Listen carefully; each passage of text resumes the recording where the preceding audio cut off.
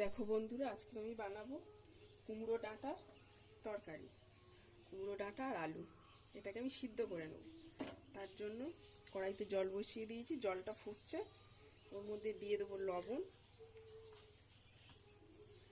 হলুদ। এটা সিদ্ধ করে নিলে একটু সবুজ সবুজ মতো ভালো লাগবে দেখতে। এবারে ডাঁটাগুলোকে দিয়ে দেবো, ডাঁটা আলুগুলোকে দিয়ে দেবো।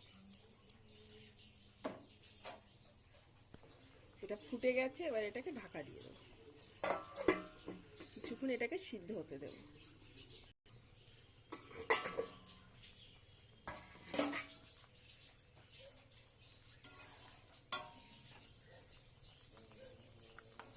আমাদের একটু সিদ্ধ হয়ে গেছে, এবার এটাকে নামিয়ে নেব।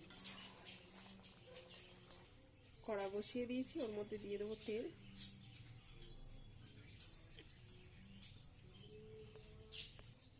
এটা মুসারির ডাল, এটাকে আমি বেটে নিয়েছি। এবার এটাকে ছোট ছোট করে বড়ি করবো, করে তরকারিতে দেবো।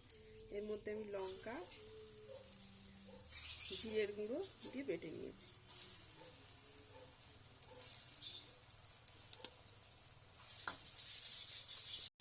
বড়িটা এক পিঠ হয়ে গেছে,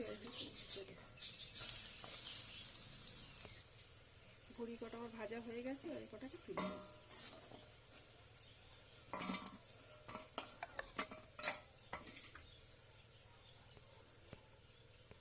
কড়ার মধ্যে তেল আছে, ওই তেলে দিয়ে দেবো 5 ফোঁটা সিদ্ধ করা সবজিগুলোকে। এবার দিয়ে দেবো।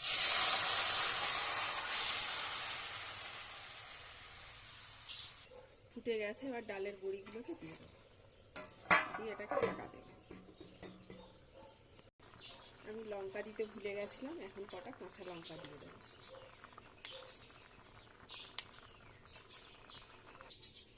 দিয়ে দেবো একটু জিরে বাটা। এবার এটাকে খুলে দেখবো।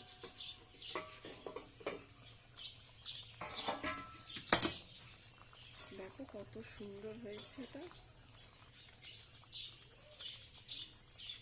আলুগুলো আমার সিদ্ধ হয়ে গেছে, এবার এটাকে নামিয়ে নেবো। গ্যাসটাকে অফ করে দেবো।